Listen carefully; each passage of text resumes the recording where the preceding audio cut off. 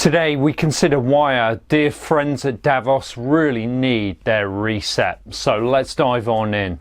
Now, this channel provides global macro insights and champions the importance of sound money in a world gone crazy. So please do consider subscribing. Much as they try to justify the need for a reset based upon climate change, wanton consumerism, and while there may certainly be some merit to overconsumption and pollution, well, it's simple, isn't it? It's all about control. Threats were growing against their globalist system. Just bear witness to certain votes that simply had shown up the lack of popularity in the globalist narratives, such as Brexit and the election of Donald Trump, or simply the acknowledgement by Macron that France would vote to leave the EU if the country was allowed to hold a referendum.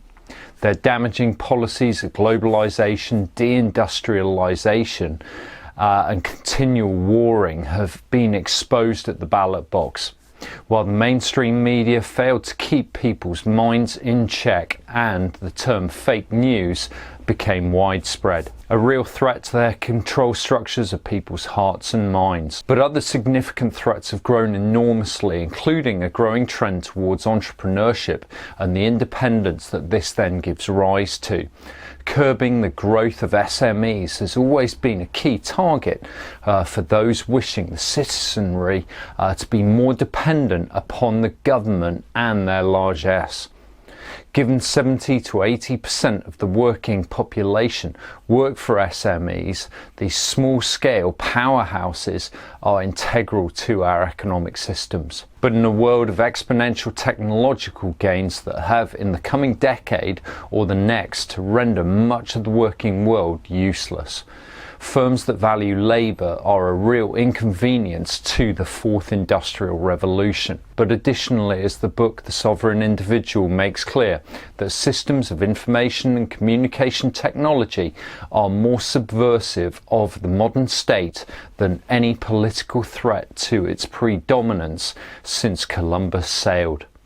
Those in power have seldom responded peacefully to developments that undermine their power. They are not likely to do so now. Indeed, before this whole situation blew up, I had read Dominic Frisby's book, Daylight Robbery, all about tax as well as the growth of the digital nomad community globally. Those who choose to shun the exorbitant taxation and extortionate house prices of their home nations and instead live a life travelling and avoiding taxation through receiving payments via cryptocurrencies. The book certainly posed some fascinating questions, such as how would you possibly determine the tax due for a nomad receiving a job designing a website in Thailand from an American firm. They build that website in Malaysia before handing it over to the client while they're in Singapore and then receiving payment perhaps when they're in Indonesia. Determining the income tax or VAT payable here is incredibly difficult.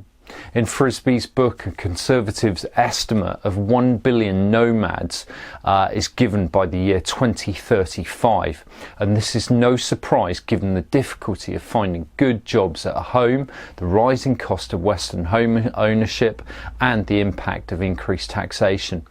Additionally, falling rates of marriage and lower birth rates have led to a generation, seemingly, who prefer experiences over material possessions.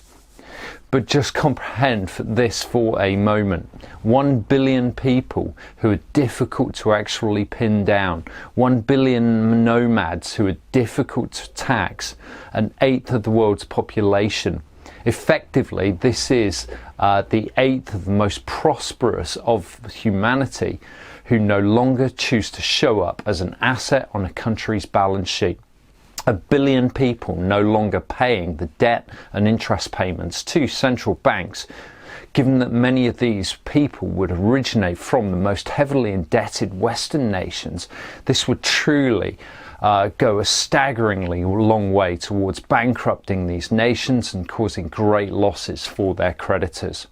And perhaps more dangerously still, it would dramatically undermine the power and legitimacy of governments. Now, this upcoming generation, perhaps more than any other, highlights the dangers of autonomous individuals, decentralized forms of money, and the conflict with increasingly desperate and bankrupt governments. In such a scenario, you would have certain nations competing against one another in order to win the business of the nomadic tribe, to try to encourage them to settle down in that given nation or city-state. Thus, the information age threatens to destroy the power of the nation-state. And competing governments are not good if you're trying to create a one-world government. I present the following book excerpt from The Sovereign Individual. Now, this was written in 1997, and it really is fascinating to read.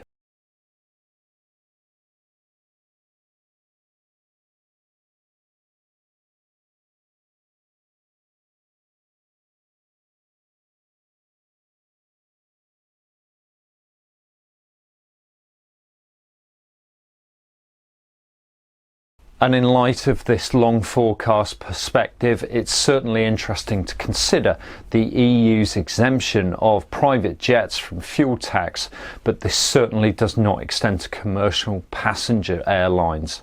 This is Klauss's rules for thee, but not for me. And of course, we have seen a real societal shift, a paradigm shift towards online working and increased digitisation of everything.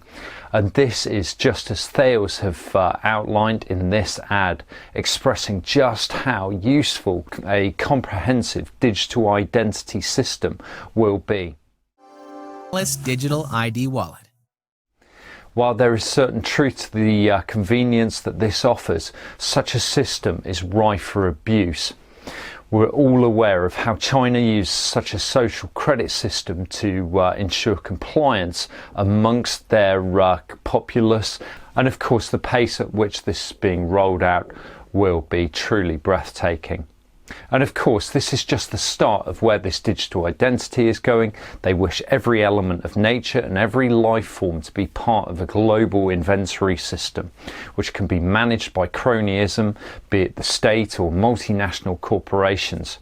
Yet in addition, that all resources are managed and controlled by the state or said corporations, who will hold every resource accountable in a system of QR codes and tracking IDs, which will be fed into a massive artificial intelligence database. Couple this with a central bank digital currency or a central bank account if you prefer, and you have the perfect system for complete control over humanity, together with all of the key resources the population needs. So that's it: control and ultimately extortion and extraction of all wealth to create a complete underclass subservient to the cabal, the 0.01%. Add into this the apparent declining returns to violence, as evidenced by the recent withdrawal from Afghanistan, and an apparent shift in corporatism, as Candace Owens makes clear here. And you have all the recipes needed for a resetting of the global order. So this is why we must dig our heels in and say no to this order, for they are running out of time in rolling this out. Of course, there's other factors at play here, but ultimately, in my opinion, it seems that the decentralized information age posed a real and credible threat to the power of the state and their cronies, and it therefore needed to be managed in such a way that it ensured compliance and control. And so what does this suggest for us? Well, I do believe that wherever you actually try to exert mass control, that it gives rise to black markets. We have seen this numerous times in the past before. What does that therefore mean? Well, I think certain private cryptocurrencies have the potential to do very, very well in the future, as well as, of course, gold and silver. These are likely to be the key means of maintaining and storing our wealth and preserving wealth over long periods of time, as far as I'm concerned. Let me know in the comments below your thoughts. Now, thanks so much for watching. As ever, do hit the like button if you found the content useful, and I look forward to seeing you next time. Bye bye.